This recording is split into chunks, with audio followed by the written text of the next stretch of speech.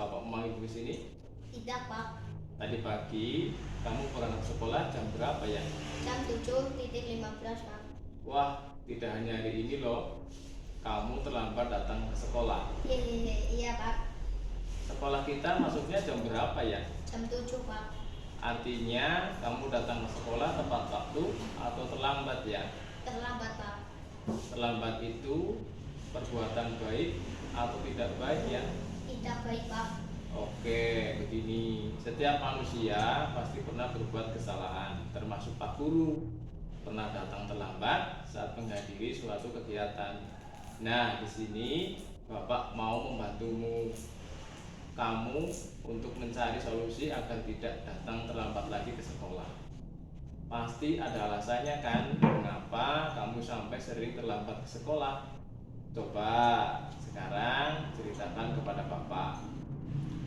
Saya bangun tidur kesiangan, Pak. Oh, begitu. Memangnya kenapa kamu bangun kesiangan? Saya tidur kemalaman, Pak. Jam berapa kamu tidur ya? Jam 11 malam, kadang jam 12 malam.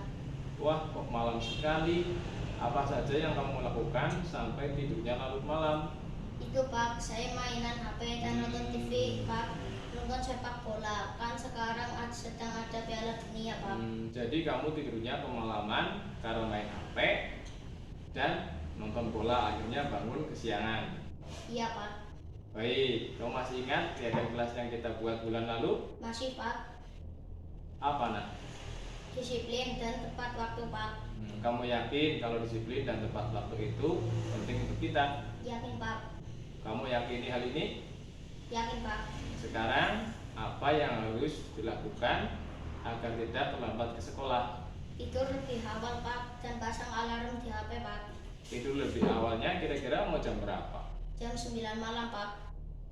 Terus pasang alarmnya pukul berapa nanti? Pukul 5 pagi, Pak. Baik, selain kamu akan tidur lebih awal dan pasang alarm, siapa lagi yang bisa membantu kamu? Bapak saya, Pak.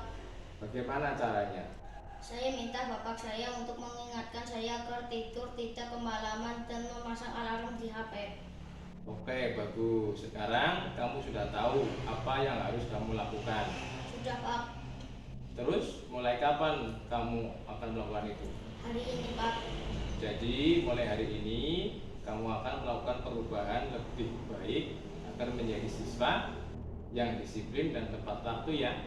Kamu bisa? Bisa, Pak. Oke, Bapak yakin kamu pasti bisa. Silakan kembali ke kelas.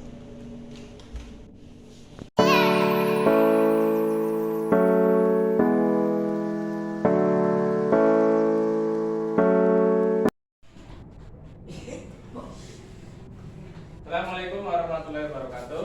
Waalaikumsalam warahmatullahi wabarakatuh. Selamat siang. Selamat siang, Pak Guru. Kita biar semangat pada siang ini, tepuk semangat ya. Tepuk semangat.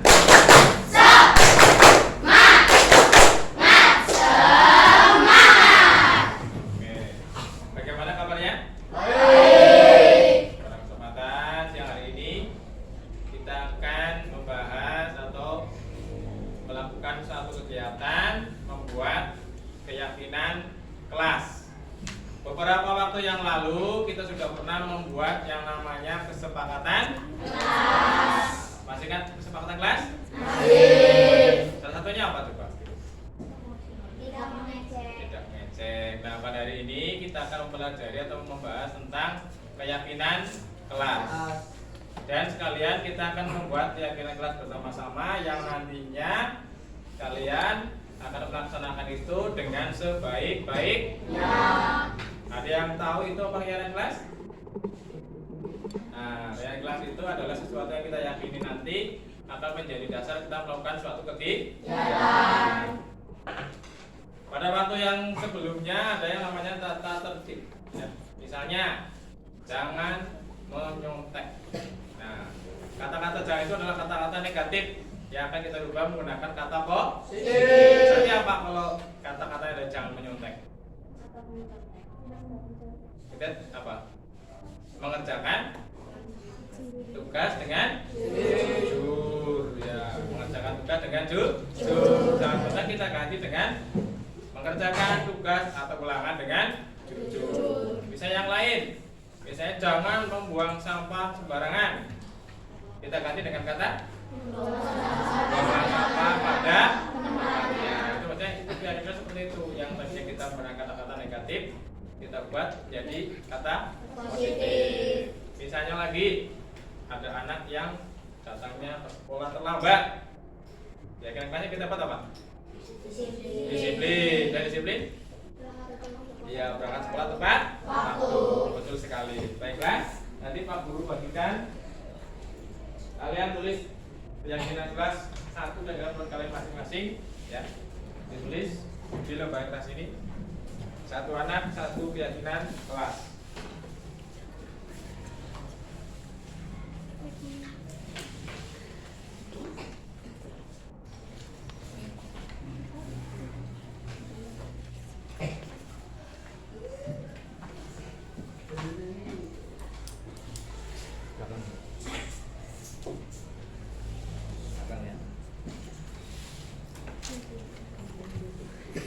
Yang sudah dapat kertas silakan tuliskan keyakinan kelas untuk 1 saja. Gunakan tulisan yang rapi yang bisa dibaca teman. Yang besar ya. Nah.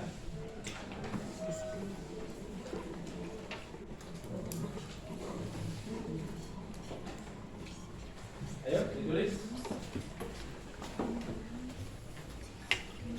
Yang sudah dapat kertas silakan ditulis keyakinan kelas.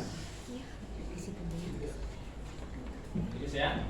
Menurut kalian keyakinan kelas mana yang akan kamu tuliskan?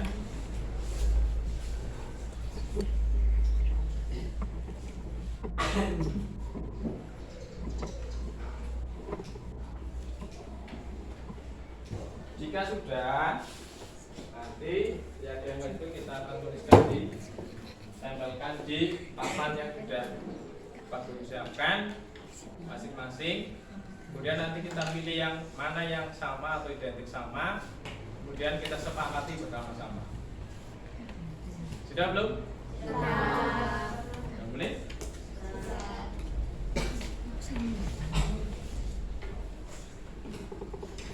Ya, ada yang bisa dibaca yang rapi. Ya, bagus. Nanti ketika menempelkan di depan, satu persatu per barisan seperti ini ya, 3 detik. Sudah kelompok sana? Aziz? Ya sudah, silakan pasang di papan yang sudah persiapan. Ya, barisan sana dulu.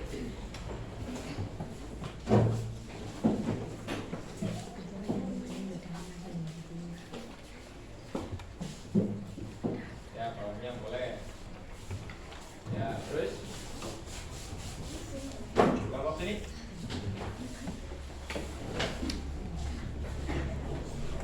Ya. Ya.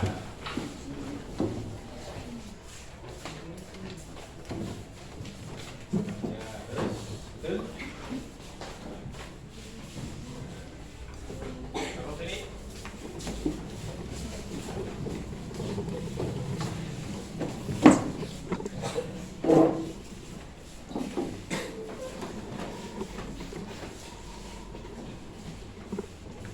Sesuai dengan kelompok tempat kita tadi dan mudah.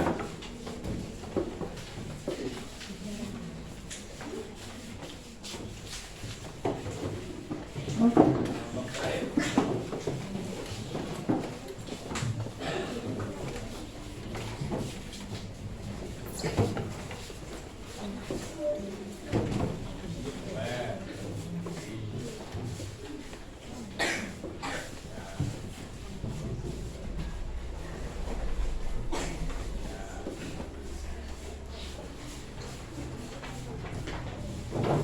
Oke, sudah semuanya?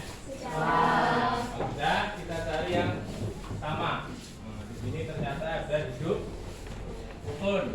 Ya, Pak Guru ini hidup rukun, ini sama rukun. Nah, kemudian cari lagi. Ini apakah ada hidup rukun? Hidup rukun. Ini ada hidup rukun. Kemudian hidup rukun lagi. Hidup rukun ya. Kita pindah yang ini. Hidup rukun. Ya. Ya, hidup rukun. Kemudian di sini ada yang tertib saat pelajaran. Nih, pelajaran dengan tertib sama tertib dalam mengikuti pelajaran, menghargai, menjaga ketertiban. Sama ya. Tertib.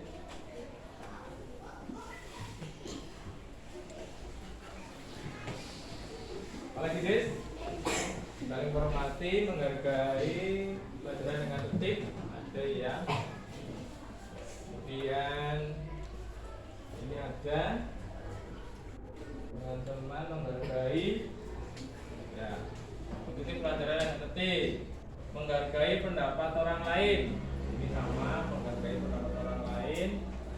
Kemudian di sini menghormati, ini menghargai,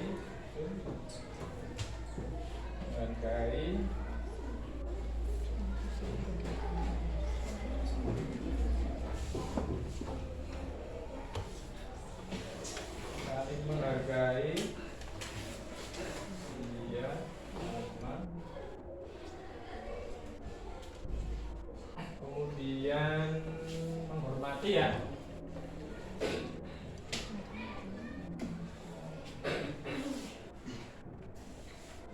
Menghormati.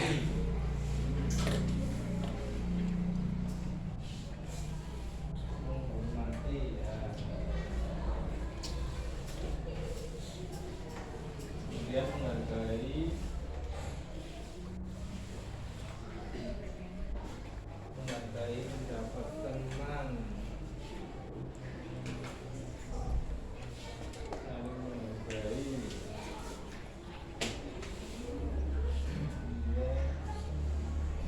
Menghargai pendapat orang lain ya.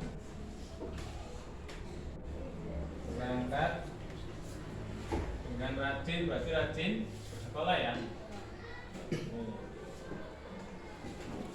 Kemudian saling menghormati, disiplin. Nah ini bagus, disiplin. Disiplin.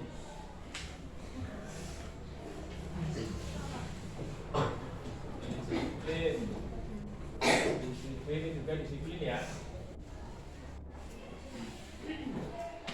Disiplin. Saling menghormati. Membuang sampah pada tempatnya.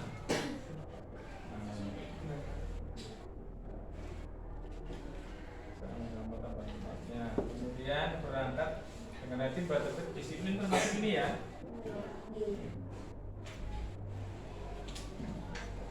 Saling menghormati, dengan jujur rajin belajar. Nah ini jujur.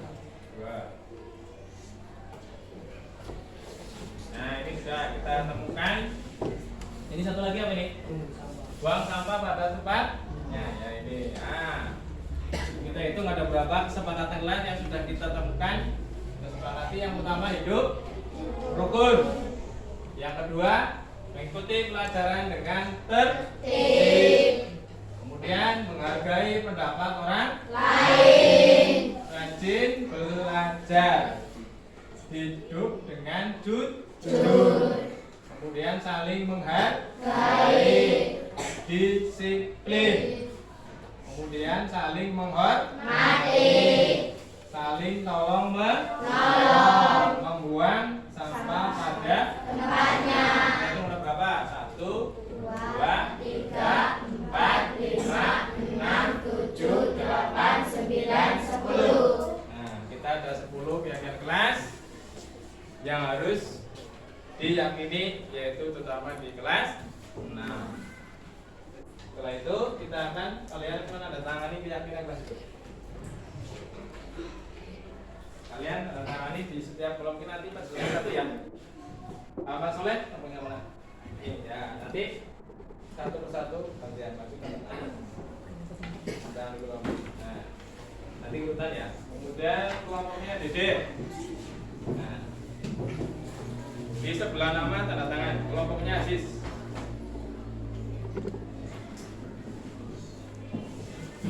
Ya. Kemudian kelompoknya Denis. Ya.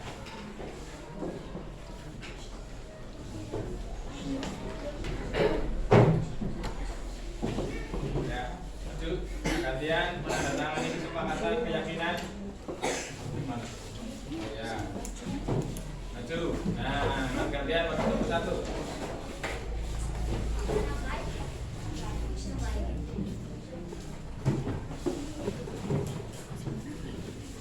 Tandatangani satu persatu. Saya tidak kelar.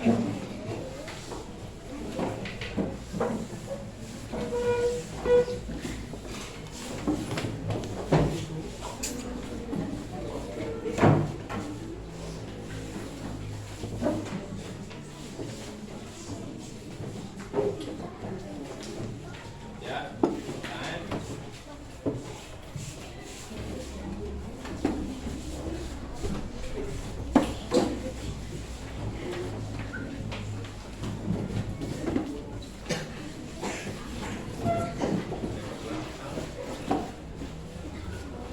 Sudah ini, kelompoknya ini sudah. Ya, kelompoknya sini. Yang sudah, kelompoknya sih sudah selesai tanda tangannya. Ya, jelas. Ya. Kelompoknya gede.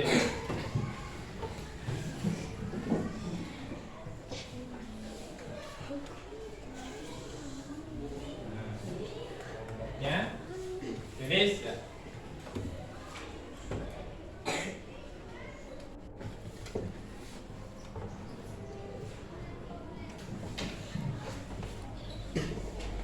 Kelompoknya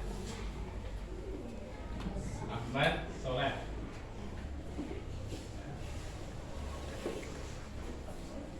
Berarti sudah kita buat keyakinan kelas yang akan kita laksanakan dengan sebaik-baiknya.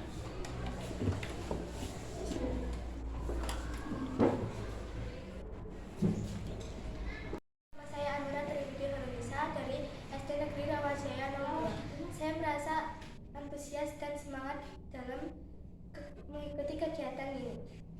Saya Safi Kurnianto dari SD Negeri Rawajaya 02. Saya merasa semangat untuk melaksanakan keyakinan kelas ini.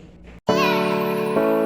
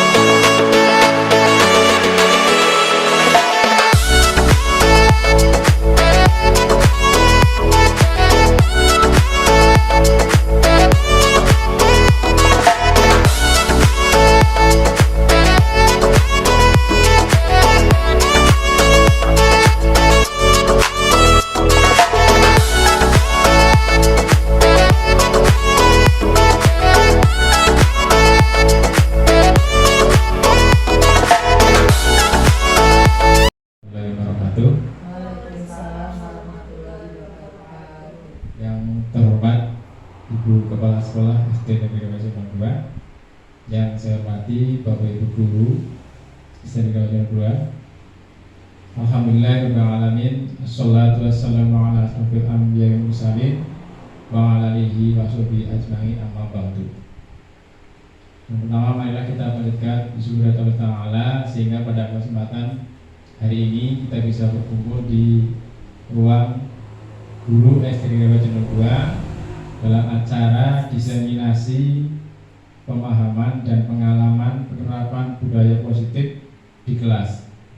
Sebagai tindak lanjut, saya DT Kampus Suwanto PDSD sebagai calon guru penggerak angkatan 7 untuk kegiatan aksi nyata 1.4.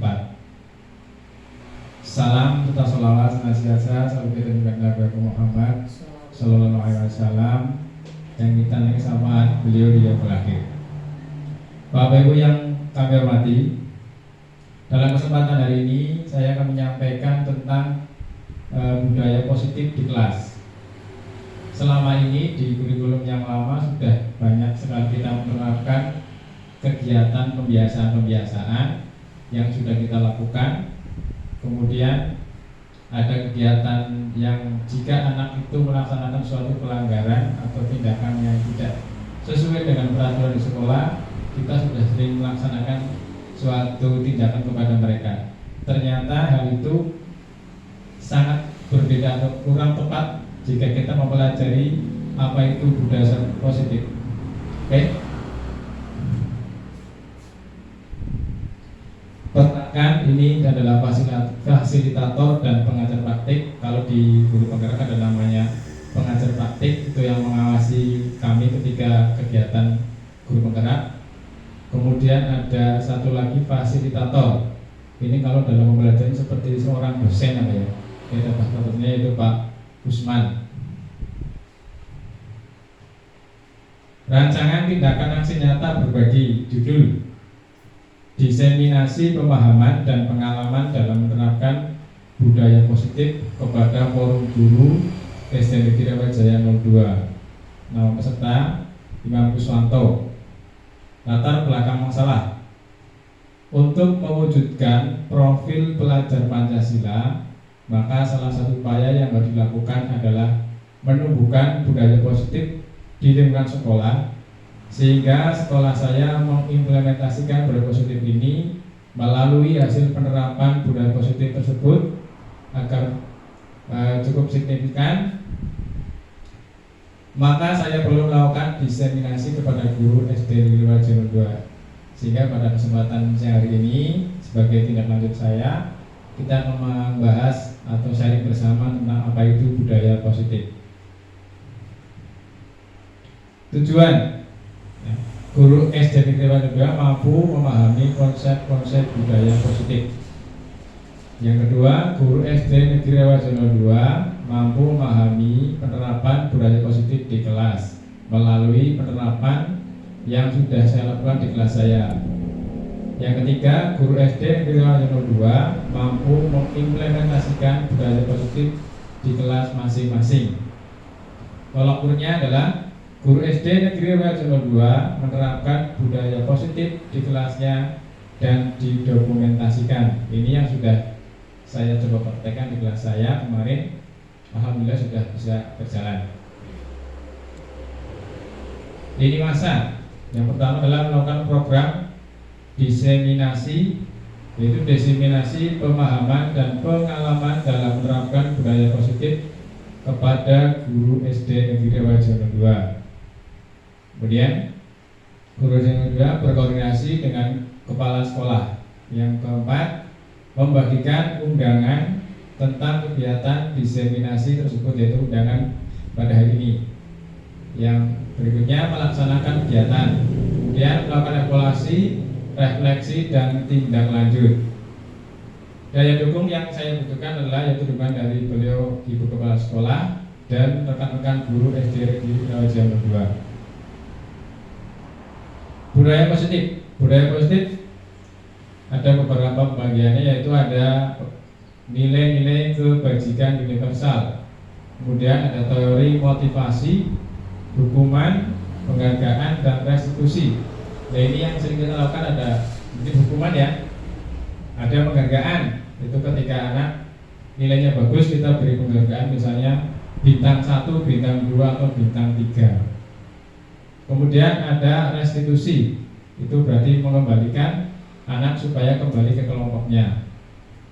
Keyakinan kelas, ini keyakinan kelas adalah yang dibentuk di dalam kelas itu agar kita atau anak-anak meyakini apa yang harus mereka lakukan. Bukan, kalau dulu kita seringnya pakainya apa ya namanya, peraturan, misalnya anak-anak dilarang membuang sampah sembarangan. Nah kalau istilah dalam keyakinan kelas itu berarti membuang sampah pada tempatnya, itu keyakinan kelas. Jadi bukan dalam bahasa dulu kita dilarang membuang sampah sembarangan, tidak boleh datang terlambat.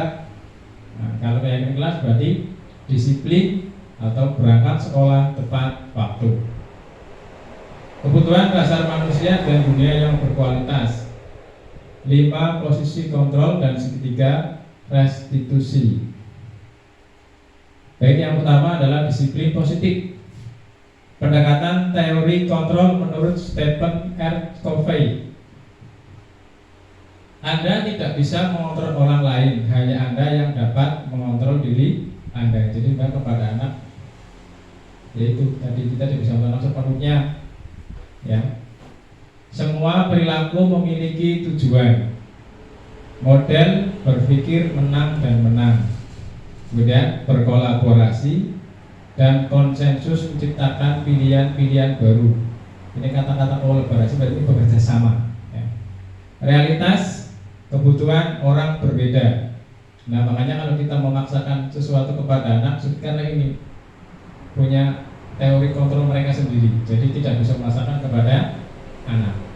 Kita guru kepengen anak supaya pintar dengan cara begini, tapi kadang-kadang anak tidak semuanya bisa, karena mereka juga punya teori kontrol sendiri. Kemudian apa itu disiplin? Nah, disiplin menciptakan murid yang merdeka. Syarat utamanya adalah harus ada disiplin yang kuat. Disiplin bisa diartikan adalah belajar atau murid mengikut. Disiplin berkonotasi dengan disiplin diri. Disiplin diri dapat membuat seseorang menggali potensinya kepada sebuah tujuan, sesuatu yang dihargai dan bermakna. Belajar mengontrol diri dengan menggali potensi kita agar tercapai tujuan mulia, yaitu menjadi seseorang yang kita inginkan sesuai dengan nilai-nilai yang kita hargai. Itulah yang disebut dengan disiplin. Nilai-nilai kebajikan universal. Sifat-sifat positif manusia yang merupakan tujuan mulia yang ingin dicapai setiap individu. Setiap perilaku memiliki tujuan, yaitu menurut William Glasser. Mengaitkan nilai-nilai kebajikan yang diyakini seseorang, maka motivasi intrinsiknya akan terbangun, sehingga menggerakkan motivasi dari dalam untuk mencapai tujuan mulia yang diinginkan. Nah sebenarnya kalau anak kita itu bisa memunculkan motivasi intrinsiknya, ini yang sulit sekali Bapak Ibu. Kalau kita punya sesuatu kan berarti adalah sebagai motivasi ekstrinsik, ya. Yang sulit adalah menciptakan anak itu punya motivasi dalam diri sendiri, supaya saya bisa pinter gimana. Tapi yang akhir ini kan biasanya kalau kita sebagai guru tidak memberikan suatu seperti ancaman atau suatu perintah, anak tidak akan bergerak. Nah itu namanya anak belum punya motivasi intrinsik, masih dari luar, dari gurunya. Bara PR. Nah, kalau tidak bara PR nanti nilainya jelek. Nah berarti kan takut karena gurunya, bukan karena saya ingin mengerjakan PR supaya bisa, tidak. Itu namanya motivasi intrinsik dari dalam dirinya.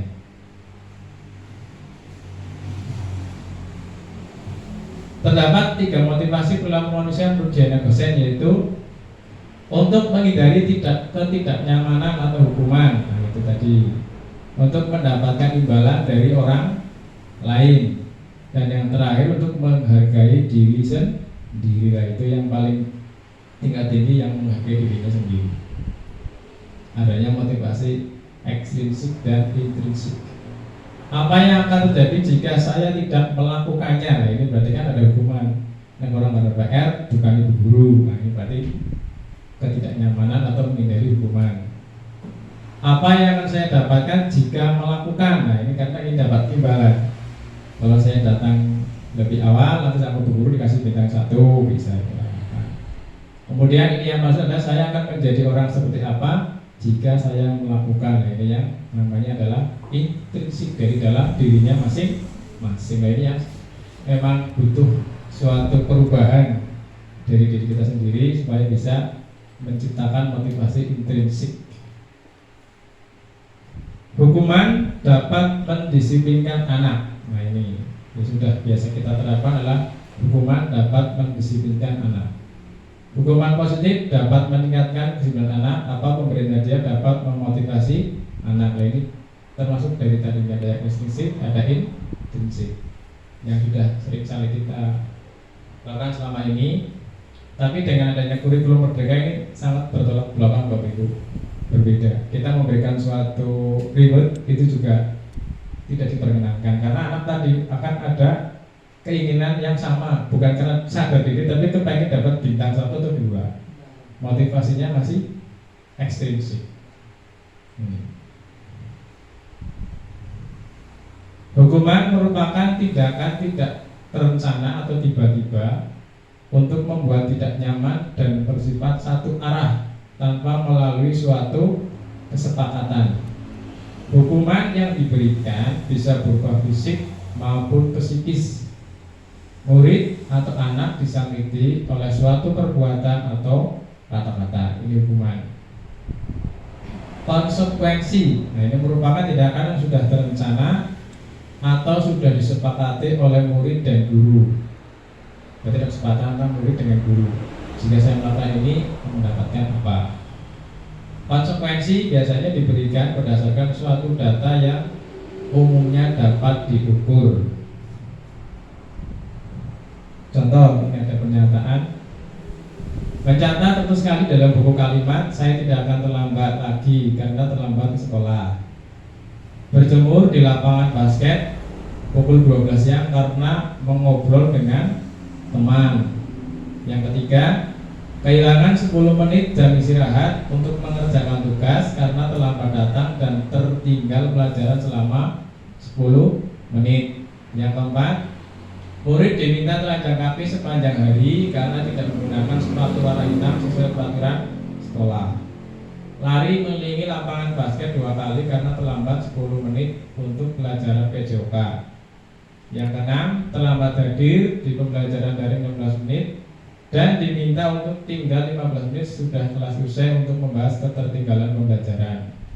Yang ketujuh, membersihkan tumpahan air di meja tulis karena tersenggol pada saat belajar.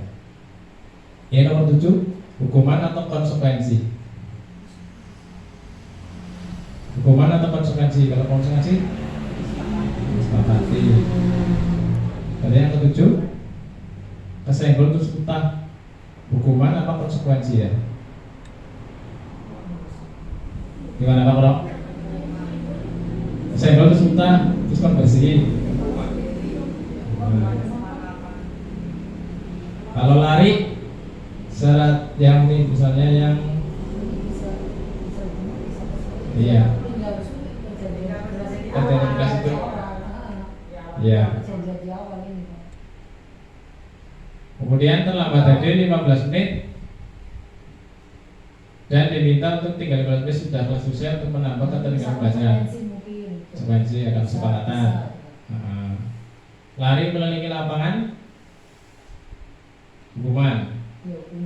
Hukuman lari, ada hukuman fisik ya. Hukuman itu biasanya menjadikan anak itu apa ya, teringat membekas. Kalau anak yang punya jiwanya itu pendiam atau minderan, kalau sekali dihukum bisa menjadi anak itu teringat terus beban hidup mental itu juga. Bisa juga ketika anak itu benci dengan gurunya bisa melakukan hal yang negatif. Kalau kita memberikan hukumnya terlalu berlebihan, anak itu tidak terima. Kalau di SD sih kemungkinan tidak ya. Kalau SMP, SMA ini yang berbahaya. Kemudian restitusi. Nah, ini yang kita disarankan di dalam kurikulum Merdeka itu adalah menggunakan yang namanya restitusi, menciptakan kondisi bagi murid untuk memperbaiki kesalahan mereka sehingga mereka bisa kembali pada kelompok mereka dengan karakter yang lebih kuat. Restitusi juga merupakan kolaboratif yang mengajarkan murid untuk mencari solusi untuk masalah mereka, membantu murid berpikir tentang orang seperti apa yang mereka ingin menjadi atau tujuan kuliah mereka, dan bagaimana mereka harus melakukan memperlakukan lain. Nah, ini untuk dosen 2004. Nah, jadi yang diberikan kepada anak ketika melakukan suatu kesalahan bukan dengan diberikan hukuman atau konsekuensi, tapi menggunakan namanya restitusi. Jadi anak itu tidak serta-merta langsung dimarahi di situ, ya. Ini aturannya seperti itu, cuma kan biasanya sudah terbiasa ngomai gampang gitu. Ngomai langsung ngomai benar. Nah, itu ini kemarin ada yang tanya, gimana jika anak itu apakah ini berlaku untuk semua perbuatan? Ternyata juga tidak juga. Memang kalau itu membutuhkan sesuatu seperti istilahnya kayak hukuman atau penanganan khusus, ya tidak menggunakan ini bisa. Kalau yang saya pelajari restitusi itu sebenarnya seperti kayak guru BK lah, cuma kita kan di SD belum ya kayak sebenarnya di BK-an. Cuma ini tidak istilahnya tidak di anaknya tidak diberikan suatu hukuman secara langsung, tapi nanti anak supaya sadar sendiri. Ketika melakukan kesalahan, misalnya anak tidak mengerjakan PR, dipanggil, ditanyakan kenapa tidak mengerjakan PR, alasannya kenapa, kemudian jika tidak mengerjakan baik, kamu berarti tidak sesuai dengan keyakinan yang sudah kita bersama apa, terus tidak akan melakukan seperti itu. Kalau kita kan tidak biasanya mengerjakan PR, secara mengerjakan terus melakukan apa, itu namanya hukuman.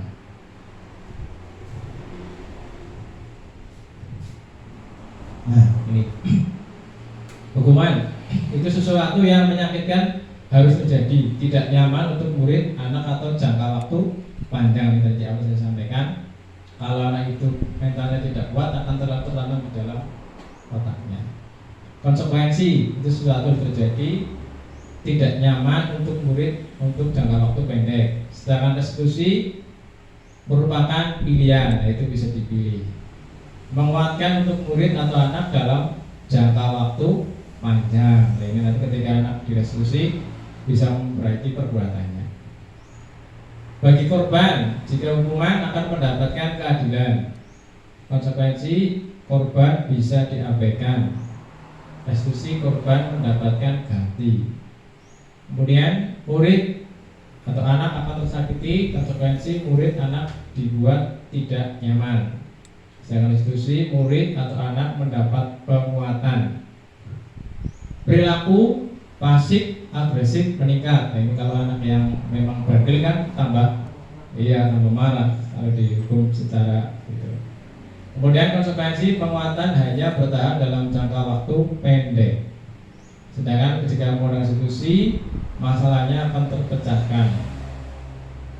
Hukuman sistem tidak akan berjalan bila murid tidak takut. Nah, ini kalau sudah kelas 6, saya sendiri kadang-kadang bingung dihukum apa.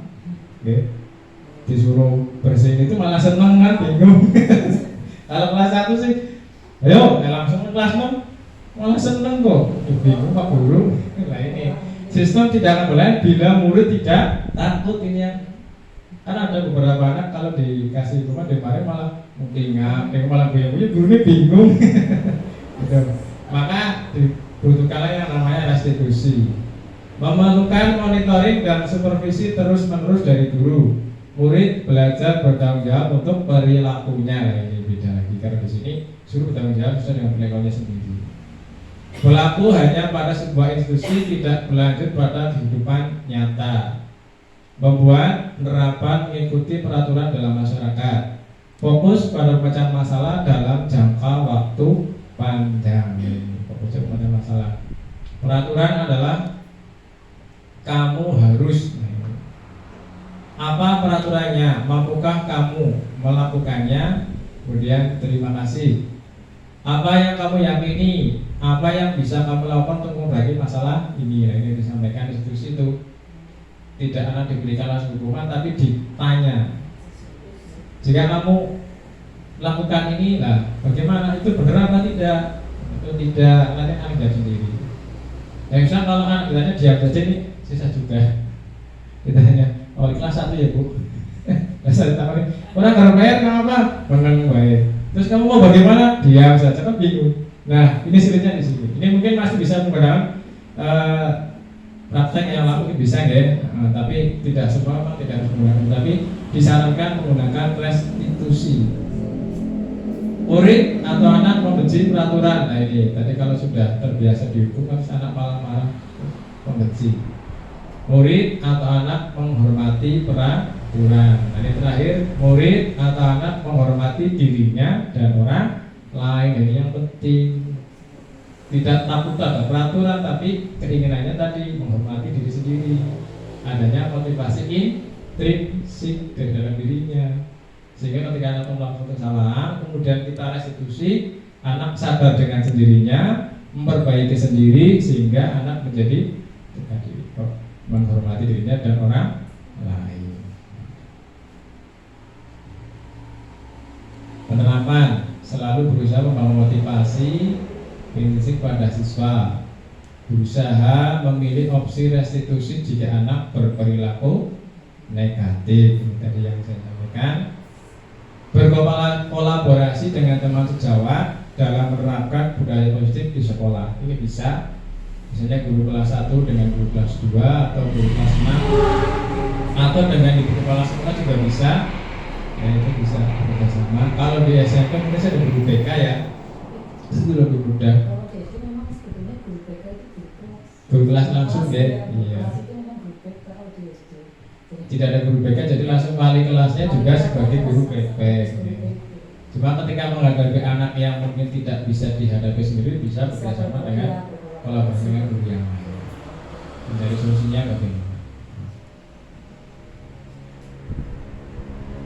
Keyakinan kelas. Mengapa kita memiliki peraturan yang harus menggunakan helm bila mengendarai kendaraan roda 2 ini? Contohnya keyakinan.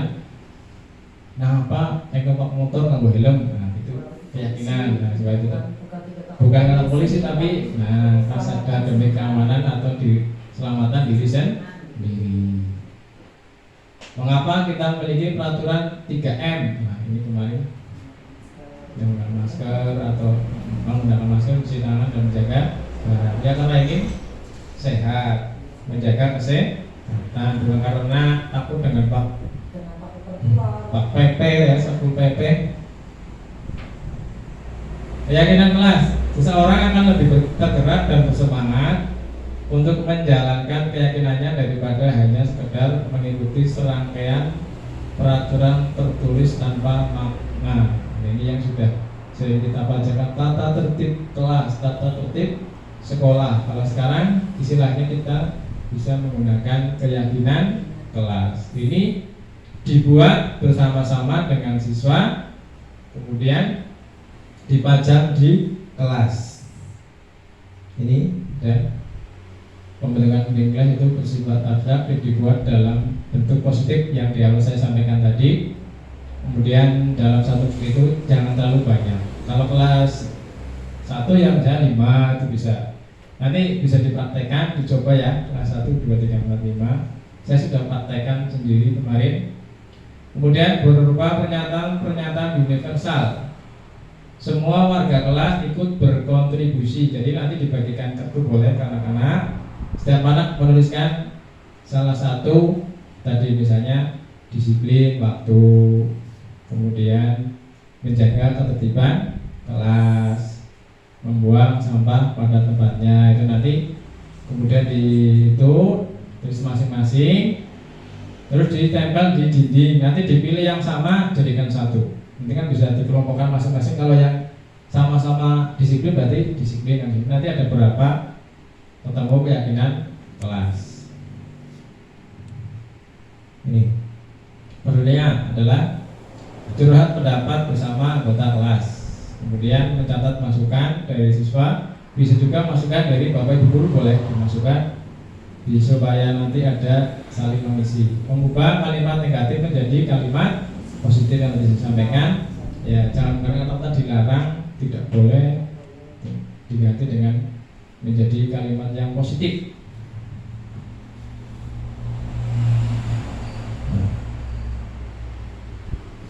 Berikutnya adalah refleksi. Anak lebih antusias melaksanakan kegiatan kelas. Anak memiliki kesadaran diri untuk bertanggung jawab jika tindakan mereka tidak sesuai dengan keyakinan kelas. Anak yang tidak masuk dalam curah pendapat tidak dapat menyalurkan gagasannya. Nah, ini jadi tadi di dalam kelas itu masing-masing saya praktekkan itu. Setelah dipilih nanti ketemu berapa.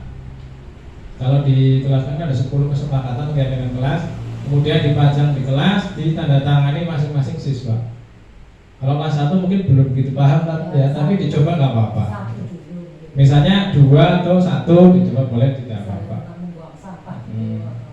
Itu kan karena anak yang buat harusnya bertanggung jawab pada apa yang dia buat, disepakati isinya itu. Kalau selama ini kan kitanya biasanya dilarang buang sampah sembarangan, itu diganti dengan buanglah sampah pada tempatnya. Bisa dicoba itu. Kemudian tidak lanjut, mengevaluasi keyakinan kelas secara berkala dan merevisinya jika ada yang tidak sesuai, dan nanti jika tiap kelas sudah membuat pada yang sesuai bisa diperbaiki atau sudah tidak relevan. Misalnya kelasnya sudah bersih berarti itu bisa diganti ya. Kan kelas sudah bersih ya. Terus anak-anak sudah tertib berarti yang terdapat gantian itu bisa diganti. Menyebarkan angket melalui Google Form untuk mengantisipasi anak yang tidak masuk sekolah juga bisa ini. Misalnya tadi dalam membuat kesepakatan keyakinan kelas ada yang tidak berangkat, bisa menggunakan ini. Kebutuhan 5 dasar manusia itu ada kesenangan, kebebasan, penguasaan, dan kasih sayang. Misalnya kebebasan, anak itu ingin sekali-kali belajar di luar kelas, itu kebebasan. Apa ingin belajar di halaman terbuka. Kesenangan. Kemudian penguasaan, anak dapat menjadi juara kelas juga penguasaan bisa. Cinta dan kasih sayang ini mendapatkan penghormatan dari gurunya, kasih sayang dari gurunya. 5 posisi kontrol. Nah ini materinya bagus sekali ini bagi guru ini ya. Apakah kita sebagai penghukum atau kita sebagai pembuat orang merasa bersalah, atau kita sebagai teman, atau kita sebagai pemantau atau manajer, penghukum. Nah ini, kalau kamu tidak melakukan awas ya, nah ini bocah berarti penghukum. Kamu tidak mengerjakan PR besok, nah itu penghukum. Kemudian misalnya membuat orang merasa bersalah supaya anak itu merasa bersalah kepada kita sehingga anak itu memperbaiki perbuatannya. Misalnya itu ada, kamu seharusnya sudah tahu ibu lelah sekali mengatakannya ibu stres, terus anaknya oh iya ibu itu guru. Nah jadi kan merasa bersalah.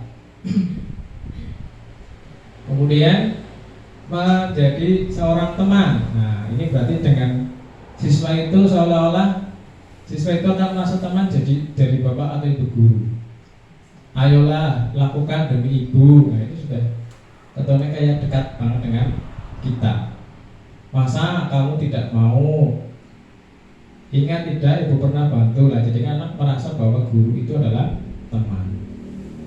Kemudian sebagai pemantau. Nah ini pemantau itu biasanya kita melakukan sesuatu itu sesuai dengan peraturan. Apa peraturannya? Apa tata tertibnya? Kamu tidak mengerjakan PR berarti tidak sesuai dengan peraturan A. Nah itu memantau siswa atau anak. Murid meletakkan guru, peraturan dan hukum di dunia berkualitasnya. Kemudian posisi manajer. Nah ini manajer yang paling baik. Jadi posisi manajer itu bukan harus kepala sekolah, bukan hanya posisi kita di dalam kelas itu bagaimana. Ketika memberikan suatu tadi hukuman apa sesuatu itu kita di posisi mana? Yang paling baik adalah di manajer. Nah, jadi bukan yang menghukum, bukan merasa anak itu bersalah, bukan juga sebagai teman. Karena kalau sebagai teman ada kelemahannya juga sih. Iya itu kan lemah tidak mandiri dan tergantung pada guru lah, kalau guru kaiban begitu apik, nah kayak gitu kan, itu sebagai teman, lemahnya itu. Kemudian yang merasa bersalah lah, ini nanti kan anak di dalam ini, oh iya ya, nek aku bijine ora apik kok, duh guru kok piye ya, nah, itu masih bersalah. Kemudian yang paling baik adalah manajerial ini, yaitu mengajukan pertanyaan-pertanyaan apa yang kita yakini, apa yang bisa kau kerjakan untuk memperbaiki masalah ini. Nah, ini akan kita kupas dari anak itu, menguatkan pribadi. Bagaimana caranya saya bisa memperbaiki KA dari manajemen, sebenarnya yang bagus seperti ini. Kelebihannya adalah bisa mengevaluasi diri, bagaimana cara memperbaiki diri. Nah, posisi yang paling itu adalah posisi pada manajer. Ini yang sulit. Nah, ini materi ini bagus sekali Bapak Ibu. Selama ini kan kita sudah tahu ini ya. Buddha juga itu kan. Iya. Ini memang materinya sebenarnya kurikulum merdeka itu bagus banget materinya. Cuma karena kita belum terbiasa, Pak ya. Katanya angel jadi bagus banget materinya. Terbiasa dan kalau mau berubah itu Iya, mindset apa ya Bu? Mindsetnya susah sekali dirubah. Saya sendiri juga susah ini ya. Iya. Sebenarnya bagus banget ini. Kalau kita selama ini kan kita dari 5 itu tidak manajer kan jarang sekali itu. Yang jelas ya menghukum jelas. 4 orang bersalah kan jelas terus kayak gitu. Terus teman, pemantau. Kalau manajer memang jarang kita lakukan selain, tapi untuk kedepannya kita harus bisa sebagai seorang manajer. Dalam artian bukan harus menjadi kepala sekolah dulu Bapak Ibu. Manajer dalam artian kita di kelas kepada siswa. Oke. Lanjut. Penerapan selalu memahami, berusaha mencari tahu penyebab dan cara menggali kebutuhan dasar apa yang tidak dapat dipenuhi oleh anak tersebut sehingga melakukan hal negatif. Dengan begitu kita dapat mencari solusi yang tepat. Nah, ini segitiga restitusi. Apa itu segitiga? Itu yang pertama menanyakan keyakinan. Nah, seperti yang kemarin saya coba membuat di aksi nyata 1.3, menanyakan keyakinan. Nah, kemudian menstabilkan identitas, kemudian ada validasi tindakan salah. Urutannya berarti yang mana dulu? Ya Bapak Ibu.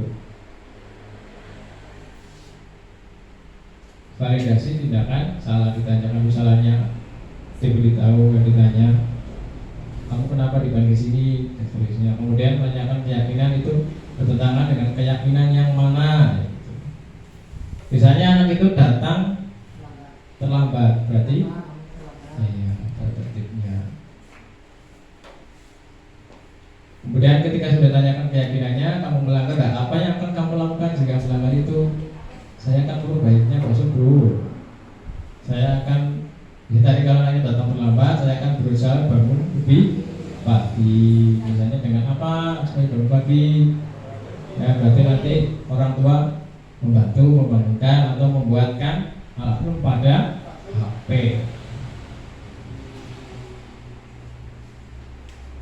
Nah, ini contoh. Kamu tentu punya alasan mengapa melakukan itu, alasannya pasti ada. Kemudian tadi sudah disampaikan keyakinan kelas apa yang telah kita sepakati. Nah, yang sudah kita sepakati tadi datang tepat waktu, jika anak itu terlambat berarti melanggar kesepakatan atau keyakinan kelas yang itu. Nah, kemudian setelah itu menstabilkan identitas, itu setiap orang pasti pernah melakukan kesalahan dan harus diperbaiki. Nah, ini ada beberapa kegiatan tadi. Misalnya kita mau pegang tangan, ya. Ketika tangan itu kita genggam erat, apakah orang lain bisa membukanya? Kan tidak, karena kita punya kendali pada tangan kita sendiri. Kalau kita tidak membukanya, apa kebuka?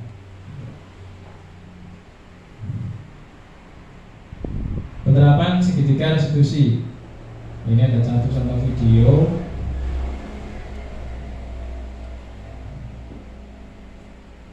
Dan lagi ini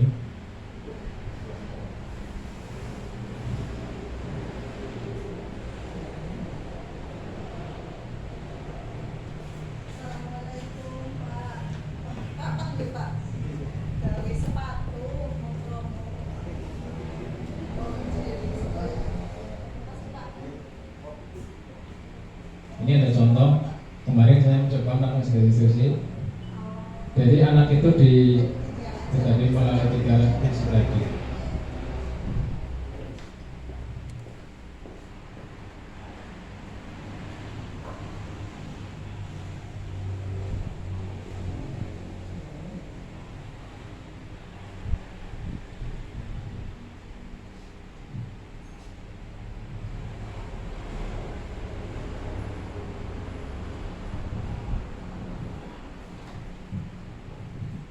Ini contohnya kemarin saya mencoba membuatkan segitiga resolusi kepada anak kelas 6.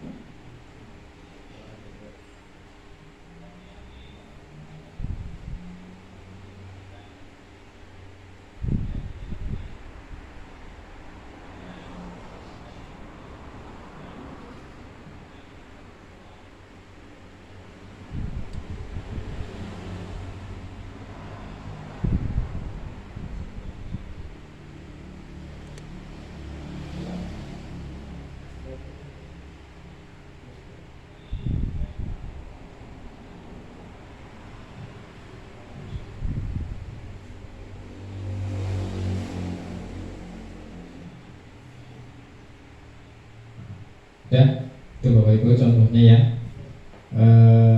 Bapak yang kami hormati, intinya selama ini yang kita sudah lakukan itu memang sudah perlu kita perbaiki, merubah mindset kita bagaimana mengatasi anak melakukan suatu kesalahan yang selama ini kita membuatnya suatu hukuman atau konsekuensi. Tapi mulai sekarang dan yang akan datang sebaiknya kita menggunakan namanya restitusi, yaitu tadi yang memberikan anak itu nanti akan mendapatkan suatu motivasi intrinsik dari dalam dirinya sendiri sehingga bisa memperbaiki dirinya dan menjadikan anak itu peduli pada dirinya. Minggu yang dapat kami sampaikan, lebih kurangnya saya mohon maaf yang sebelumnya. Wabillahi taufiq wal hidayah. Assalamualaikum warahmatullahi wabarakatuh.